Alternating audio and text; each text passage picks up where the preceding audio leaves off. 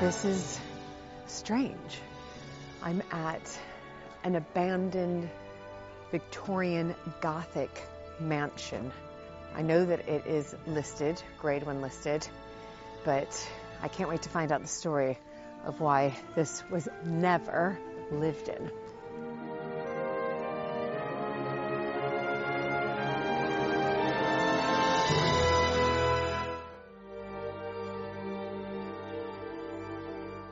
Welcome to a new episode of American Viscountess. Each historic house I visit has its own unique atmosphere and story to share. But Woodchester Mansion in Gloucestershire has to be the most unusual and unexpected I've experienced so far. The house is nestled in a secluded valley in the heart of the Cotswolds, and it's managed by the Woodchester Mansion Trust, which cares for the building, conserving it for the future. But oh my goodness, it was unbelievable when I stepped inside to meet operations manager Max Raven. Hello? Hello? Oh gosh. Oh. Hi, Max, I'm Julie. Lovely to meet you, Julie. Nice to meet you. Oh my goodness, I just arrived. Mm-hmm. This was not what I was expecting. It's a bit different. It's very different. As I was walking in, I saw all the scaffolding, which makes one think, oh, this enormous mansion is, under a huge renovation project. But that's not the case, is it? Not quite. There's a lot of work to be done, but it will never be finished. Oh, that's interesting. It is. Let me show you. Okay, great.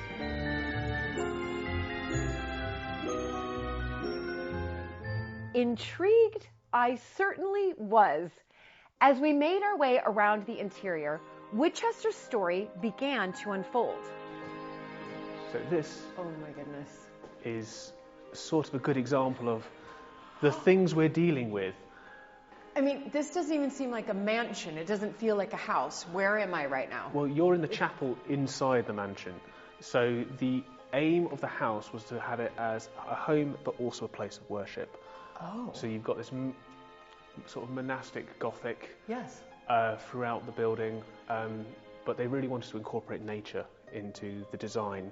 So the lovely vaulted ceiling above us has a huge number of bosses on it. We have 2 green men, we have one that represents the family pets, and then all the others are plants that would have grown on the estate. Oh. So there's some lovely fine details. It's rather creative of the family to think of it that way, to sort of bring nature and especially into their chapel, their place of worship. The glass, that, for example, that's in the window is tinted green because that was supposed to give the effect of dappled light coming through tree leaves. So who built this, or commissioned it, I should say? So the person who commissioned it and had it built was William Lee. Right. He inherited a lot of money from his father, who passed away when he was about 13. But we're talking multiple euro millions lottery win. But he wanted to set up a Catholic community in the area, so he spent lots of money building things like a monastery, churches, and really setting up everything. And this was going to be the big sort of family home, the big final project. Right. So he'd done all these projects using the money that he inherited. Yes. And then this was the last piece of the puzzle. Definitely. He didn't inherit the business sense from his father. He was very much a perfectionist and would overspend. We've got letters from Pugin, who did the original designs for the house, who basically said, what you want can't be done for the money. Right. So he found another architect. And so Pugin said, I'm not going to involve myself in this. Yeah. Although we do have the drawings, and it's very, very beautiful, and you can see where elements of his designs have been worked in with others. Right. So we are incredibly lucky here, as we have all the original architect drawings. Right. And they have been invaluable to preserve and also to envision what would be there if it was ever to be completed. Yes. Oh my goodness. This is absolutely sensational. But this is just one part. So this was the chapel. Yes. So it would have been the heart of the home. It's also currently our most expensive headache. Oh. Well, I can see the scaffolding. Yes. Surrounding me everywhere. So the scaffolding is effectively holding the space in stasis. The building was abandoned for about 20 years before the charity was set up. And during that time, there was a lot of water and frost damage to the building. So there's 2 buttresses either side of us here. which has caused real structural issues to the building. Right. So what you saw outside, that big over roof, that's stopping any more of that happening. These are basically holding it in place until we can raise the multiple millions of pounds that we need to fix all this. To fix all this. Oh my goodness. All around the building, there are clues as to how the mansion might have looked if it had been completed. It's as if the builders had put down their tools and completely disappeared. As we go past here, this rather unassuming block, Yep. on this side here, you can see the original pencil lines that were put in by the mason for what this would have been carved into. So if you can sort of make out the shape of, it would have been either a cat or sort of chimera-esque creature, Yes. but it gives you an idea of they were still thinking they were going to finish this when work stopped. Right, right. So if you follow me, I'll show you some of the other things that they were so close to being finished. So this area here is the grand corridor. It's again, it really sort of has that cathedral-esque impact. Yeah. This gives you an idea of what it should be Goodness! What? like. So this was all done. This was all done. This was a later bit of work done by the grandchildren. Done by the grandchildren. Wow. Yes. So there was a plan to eventually give the house to the church, as they already had a large home and didn't have any need for this, as they described it, this big white elephant in the middle of nowhere. Right. So they finished this one room, and there were a few things where they rushed to complete it, and they made a few errors which we now know are a bit of a nightmare. So if you've got any understanding of conservation, certainly with limestone, you wouldn't use cement. Oh, I mean, I know that. So cement's awful. It can't breathe, doesn't work with the environment. It's horrific. Exactly. When they were doing this, that was the new wonder material. Of course it was. I knew you were going to tell me that. Yeah, it's a... So they were patching in places with cement. Even worse, it's the power of hindsight. So if you were to look at, say, one of these side columns, you can see nice white mortar joints that go up. Yes. You get to this vaulted ceiling, Yep. and they're all grey. I see them. It's all cement. Yes. Oh So, my goodness. And the carving, although beautiful, is nowhere near the level of the carving in the chapel. So this was done on a budget. Right. When he started this project, William, what year was that roughly? This area was done for 1894. Okay. Which is when they had a visit from high up in the church with the aim to try and give it to them. But that gives you an idea of what the house should be like. Right, right. This is what it is like. I keep saying, oh my goodness, because I really can't find any other words now. It's a bizarre space, but incredibly beautiful.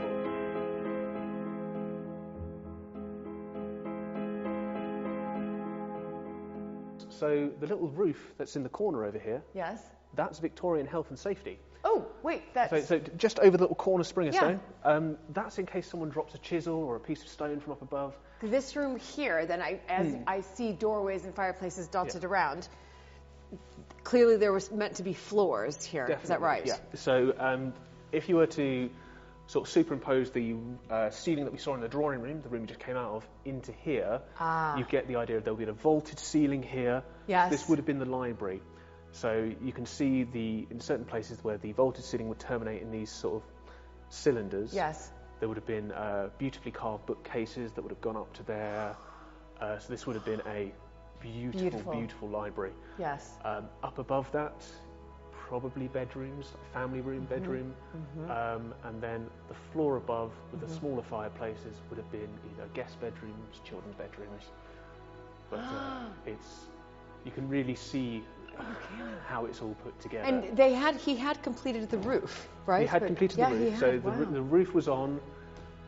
It was very much a Mary Celeste type situation when Woodchester Mansion Trust was first set up. So there were tools left all around. If we go through next door, you can see one or two things that were left behind. So if we look up again, you've got this arch former. Yes. So what room, again, we're missing floors. Yes. But what room was this supposed to be? This would have been the family dining room. Right. So you think nice big table. You've got this big sort of space here, and we think that may have been for like a large cabinet or a massive piece of furniture, but it seems like a strange use of space, if that makes sense. Yes. But all the other bits you see in here, so this set square, which is enormous next to you there. Yes. This massive ladder. It's a little bit too big to make sure your walls are level, and by the time you use that and check it, if something's wrong, you're going to have a few grumbling masons. Incredible. Look at that. There's some lovely things you can see in here that you don't get to see anywhere else, just because at the time it would have just been thrown away. It would have had no intrinsic value. So if we look directly above us, you can see, for lack of a better phrase, trees that are basically sticking out of the walls and running across. This is Victorian scaffolding. So these other sort of pockets in the wall is where that tree, exactly, aka scaffolding, would have hung, if you like. Yes. So those holes are actually called put-log holes. Okay. So you literally put log in hole, and you've got your scaffold. That would have then been filled in with either carved stone or brick or whatever was appropriate. But you can probably see a good example behind us is where they've used brick in place of stone. So your red brick, which would have been made on site, is far more heat-proof than this Neolithic limestone, which the building is made out of. So they've used that to line all the chimney breasts. It's also a bit lighter, so in certain places where there's like a dividing wall, they've used that to reduce the amount of weight that's coming in. So incredible. This room describes it really well, how well an arch works, with that central point sending the weight down onto these buttresses, which continue out with the gargoyles out on the south side. Wonderful. Isn't this the most astonishing house? As we moved through the rooms, Max explained how the use of the building had changed throughout the 20th century.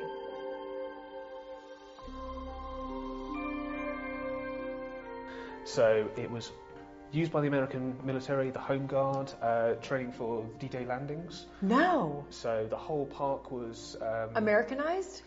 Ish. We've got some lovely pictures of a big military encampment on the fields outside the front.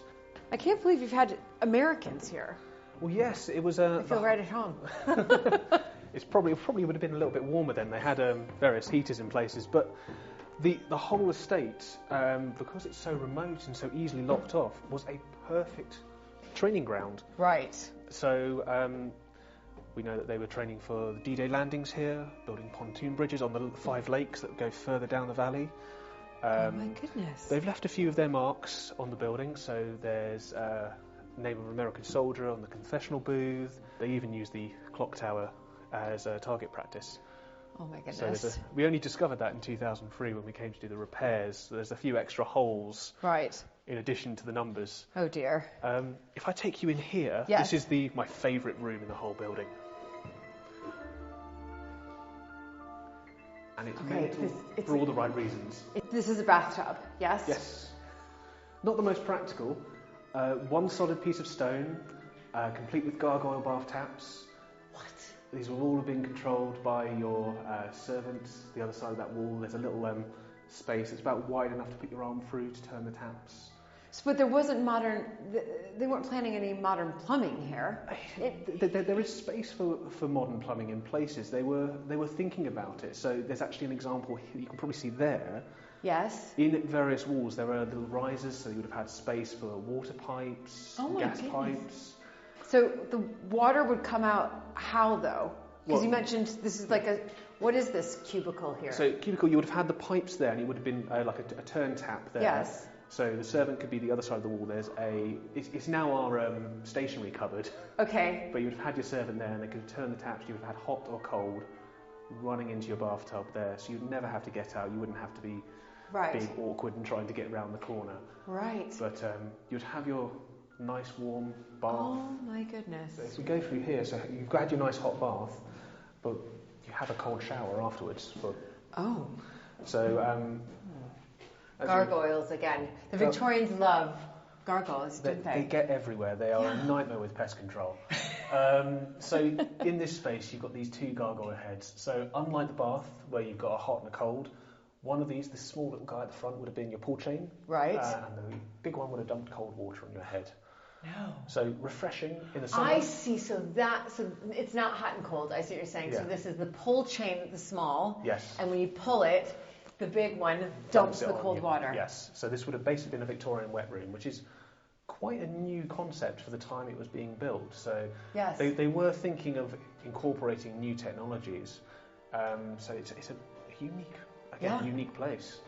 And can I just ask, Max, was there only one bathroom completed? Because, of course, in these old houses anyway, you'd usually only have one bath. There was in the house. there is one bathroom, but there are two toilets that are dotted in different areas. So the ladies' one is on the first floor, and the gentlemen's one is on the ground floor by what would have been the billiard room if it was finished. So they're spaced out. Right. But this was the only place to get your... This was the only place where the family could wash themselves. Right.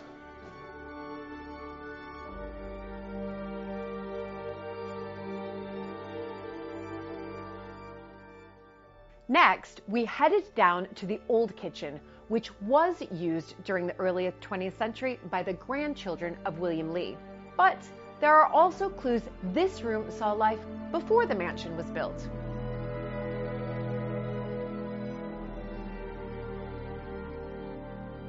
Yeah, I can see here these flagstones, so it's different from anything I've seen around so far. Yes, so this shows a little bit of history that's pre-Woodchester Mansion.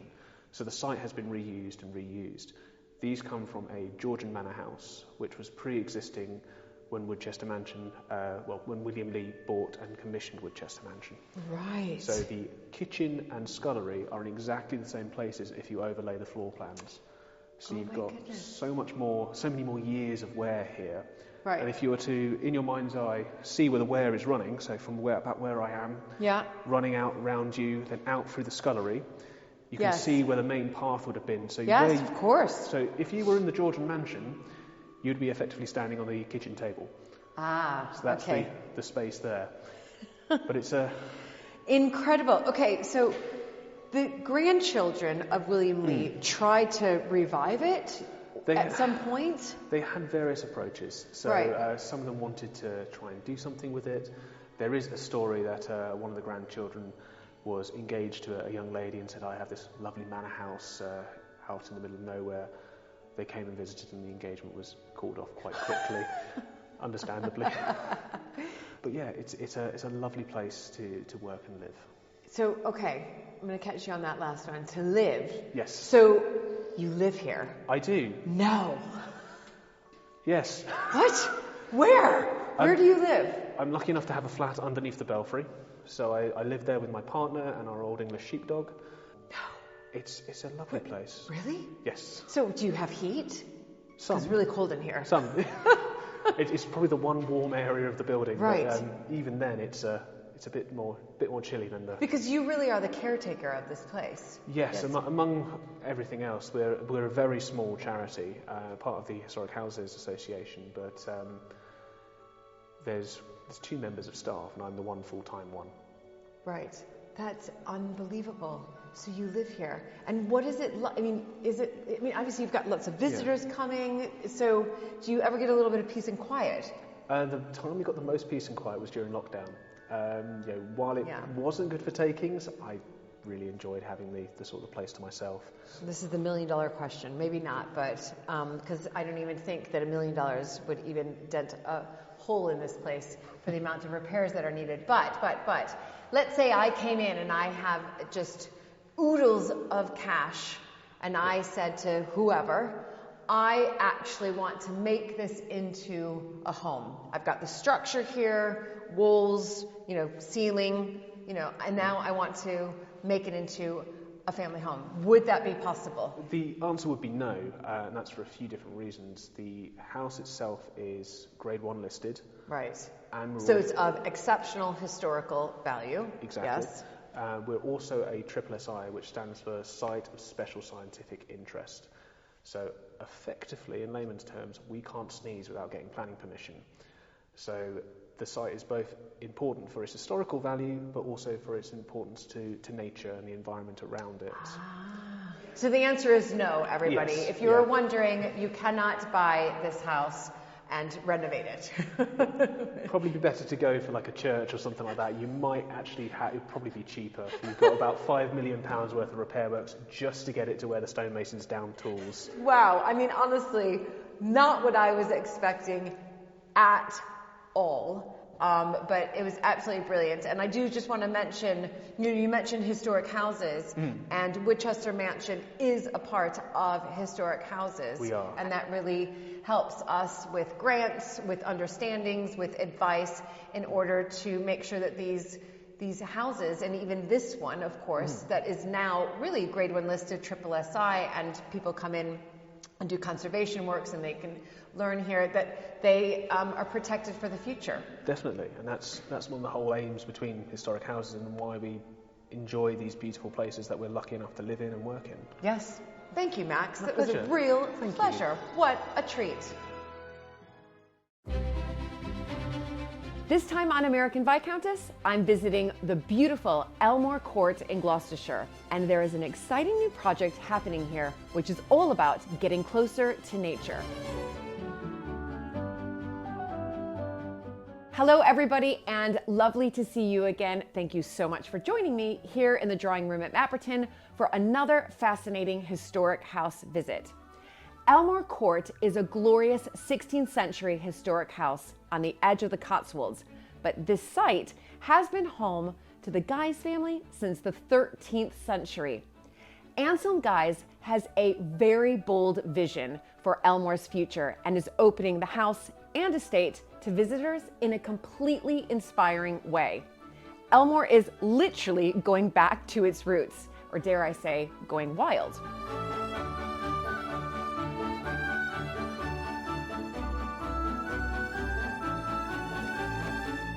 Hello. Hi, Julie. How are you? Lovely to- Very well. Nice to see you. too. Nice to see you. Wow.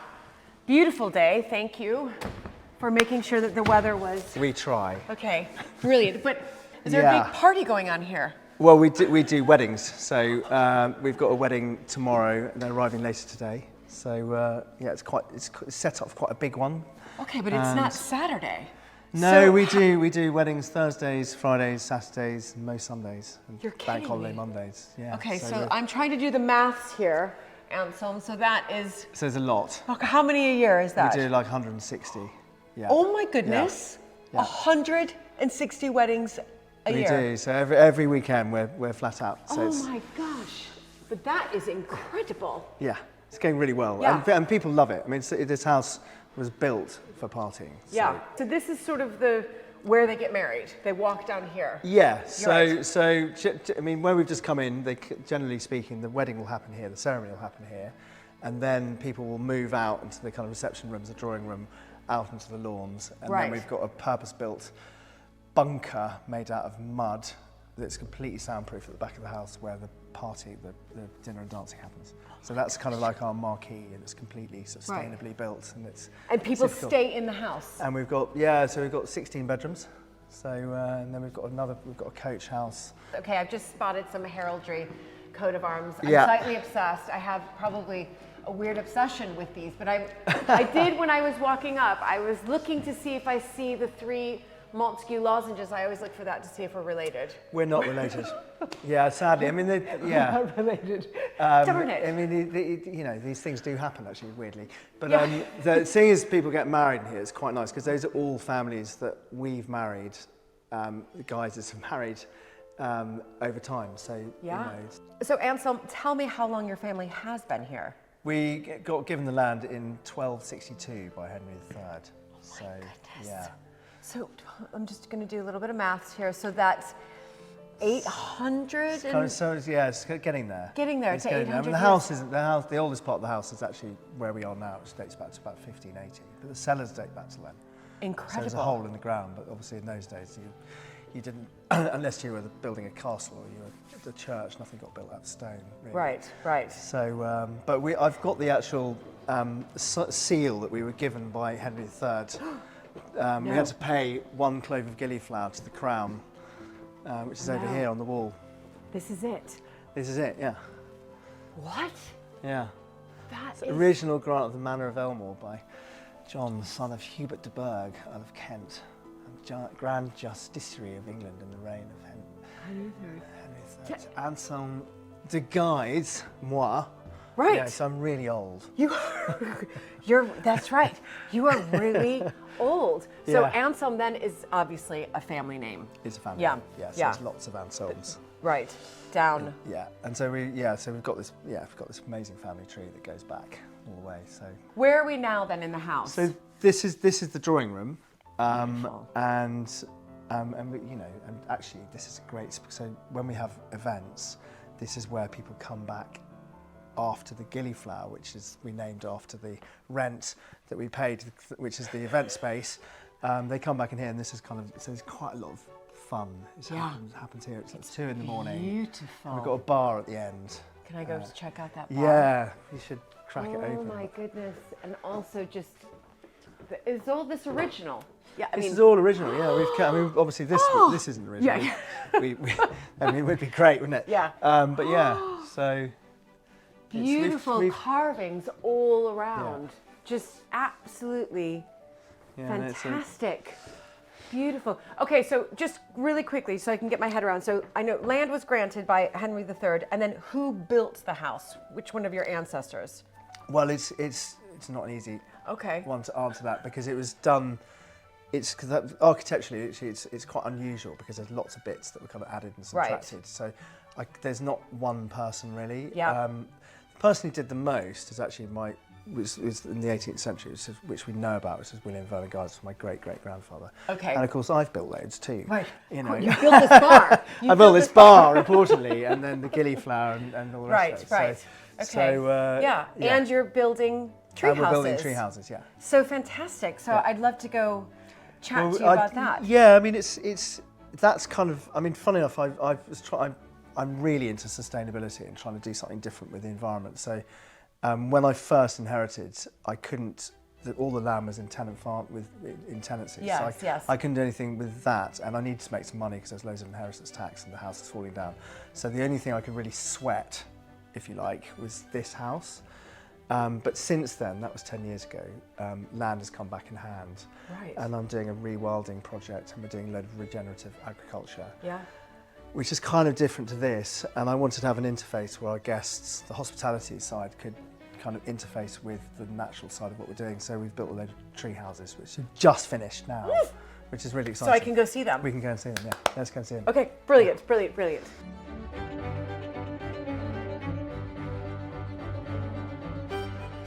Anselm has built 6 tree houses for guests to stay and experience being in nature. And when I visited, the finishing touches were being made before the big opening day. Now I'm hearing some noise in the background. So is that the treehouse noise? Yeah. So we're very, very, very close to finishing. It's all a bit stressful right now because this weekend we've got our first reviewers coming. So it's kind of got to be ready for Saturday. Literally 5 days ago, this felt like a building site. Yeah. And now it's suddenly like, ooh, proper road. I mean, the grass is growing really quickly. Thank God. Fantastic. Everything's beginning to look. So when people arrive, they're parking their cars? Yeah. Here. So each treehouse has got its own boardwalk. So this is wow. The boardwalk to what we've called Sky, and this is accessible. So it's wheelchair accessible, and we've got space for 2 cars. Right. And we've got electric car charging points for every single one. Yeah. So oh my gosh, I can come here, bring my electric car, my EV. You damn well can, yeah, yeah, exactly. And then so this one's called Kite. Okay. And we've got 2 parking space for this. And there's Dave, who's doing the... This is incredible. Wow. And then you have your own walkway. These have been like so stressful getting right because it's actually really hard to do this without causing any harm to the woodlands and without putting any holes in the ground. So they're all They're like concrete little feet. Oh yes, I can see. Yeah, difficult. Yes, but lovely. It's really cool, and we've got this amazing lighting. So in the night, it sort of glows, and it's I feel like I'm literally walking into Costa Rica here. Everybody. That's the intention. Okay, great. So I nailed it, didn't I? You did, yeah. It is. It's you know. No, but I really do. Like, this is incredible. Yeah. I'm actually astounded right now. Really, I am. I honestly do not feel that I'm in England. Yeah. These trees are what, though? These are laurels. Okay. So these are kind of not really indigenous, but actually they're quite evocative. And they are. They're, you know. I love them. And they're lovely. And they're lovely. And the other thing is they're evergreen. So it's going to be like this all year round. Oh. So. So here we are. Oh my goodness, and here we are. This is incredible. So we've got the housekeeping team are in here at the moment. Okay, I don't really have any words right now. You know, as we know, like glamping has been like super big in England, lots of people glamping, but I've never come across these tree houses before. So this is, I mean, I'm absolutely astonished in what I'm seeing, but what made you decide to do tree houses in the first place? I just love tree house. I mean, you know, I was like, I'd spent so much time in my childhood like clambering around in trees. You know? Right. So it was just like, it's just one of those things, and I've always been somebody who's bought kind of treehouse books like Cabin Paul or whatever it is, and sort of that kind of cabin-y thing. And, and also I've got, you know, I love festivals and I love glamping, but I kind of, that's been, I feel a bit done. Yes, I agree. And when I was thinking, right, I want to have somewhere that people can stay and they can look out over the land, it was just a complete no-brainer. This view is, first of all, is sensational. Glamping, you're zipped in. Yeah. You're in there, you're zipped in. Yeah. There's not really windows. No, exactly. No, this is a house. This is a house. Up in the trees. I mean, it's not really, I mean, really strictly speaking, we haven't built it round a tree. It's a building on stilts, you know. Yeah. But I mean, you know, it's and the way it's built into the ground is that it's got screw piles. There's no foundation, so we've caused very little damage to the actual environment it's in. So it's very sensitive. We built it with really sustainable materials. We tried to get everything that we can. It's not been possible to do that completely, but I kind of wanted it to be that. So the kitchen's outside, so you have to kind of engage with the elements a bit. We're kind of forcing people to. Yes. Even though there is an oven and a little mini kitchenette in the kind of indoor bit. Okay. So we want people to kind of, even in the winter, put a jumper on and get the fire going. And, yes. You know, blanket up and, you know, and get involved. Yes. And be in nature. And be outside and not cuddled away in a fluffy towel. Yeah. Though, there is a fluffy towel. So it's and a fluffy bed. And there are some, of course, it's comfortable. It's comfortable, so, you know, I just love, and I love contrast. I love, you know, because these are quite, the way we've designed it is quite clean lines, quite Scandinavian. Yes, it is. And very. It's quite contrast against the kind of, you know, organic explosion of what's happening around it. So. It's beautiful. And then also, I love that the bath is there, because you can have sort of this beautiful bird song surrounding you while you're running a hot bath. I mean, if it were me, it'd be a cold bath. But just listening to the bird song, breathing in the air, and being out here, and with this view, and with this view, and we've done a wetland scrape, and we're hoping that the abundance of the birds and the bees and all the rest of it will just be more and more of a cacophony over time as what's happening out on the land. Well, yes, develops. Well, of course, and that's part of your rewilding projects, because we know that, you know, with the rewilding project comes this increase in biodiversity, which means an increase in birdsong, in bees, in the invertebrate, and all of that. Yeah. Oh my goodness, this is wonderful. Can I just go back to the beginning here? How long has this project taken to get off the ground? The tree houses in particular. I started when I kind of decided I'm going to go for it was in 2020, and that was because of the pandemic. I'd been thinking about it. It was like, I've got to get on with it. It was kind of like an idea, but so and that was because the wedding business was so badly hit by the pandemic. I was like, I need more strings to my bow, and also what we're doing with the land, I just want to get on with it, because I kind of felt like the pandemic was us meddling with nature and what happens, you know, blah blah blah. So it's been, from actual decision, it's been like three and a half years or so. Yeah. Incredible. Listen, Anselm, I'm just going to sort of take this all in. I mean, this is what you want people to do, right? Yeah, just be quiet, be still. Just be quiet and be still. Yeah.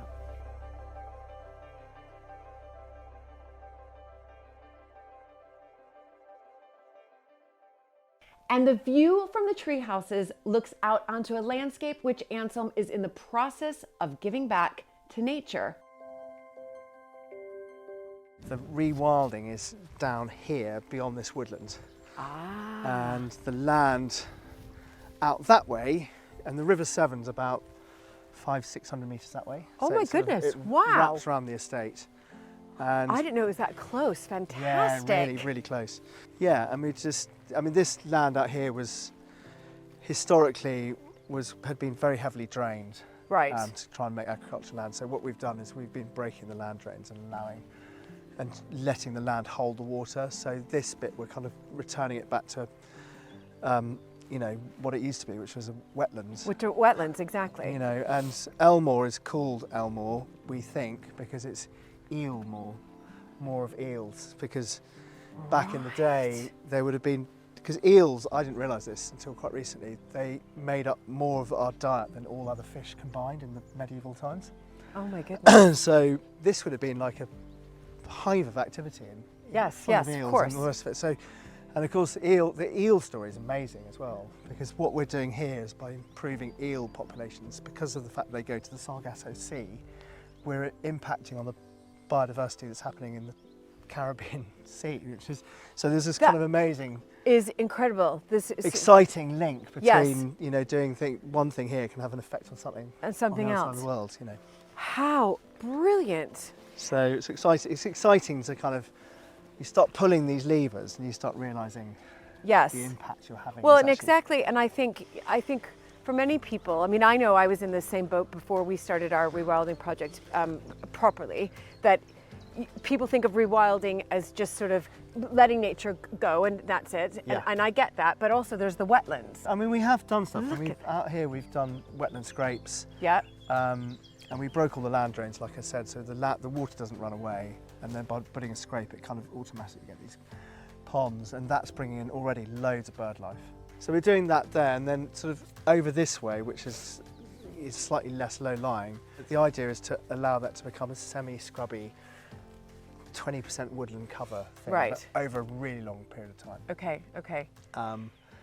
And that's kind of over that way. And then we've got a herd of longhorn here already. Right, so and when did you bring in your longhorn? They arrived quite recently, so it was September 21, Okay, so a year and a Yeah. half ago, and we've had one lot of babies from them. fantastic. We're just about, they're calving now as well, Right, so it's yes. round 2 has happened, and then when I can afford it, we'll fence it, and we're going to have, pigs and the Yeah. ponies. Are you and- doing Exmoor ponies? Yeah. So we just got our Exmoor ponies. Those, Wow. yeah, fantastic. That is and then, so exciting. And I think it's really worth explaining this for everybody who's kind of watching this who doesn't Yeah. know so much how these animals in particular work together. First of all, like to bring back some native species if Yeah. you like, but the cattle are they're brilliant at grazing and they're Yeah. clever grazers, and then you bring in the ponies and they're fantastic at browsing, Yeah. and then you bring in the pigs and they're brilliant at the roodling, Yeah. and they all kind of work together to Well, I capture think- card. I mean, the big one really. I mean, I really can't wait for the pigs, because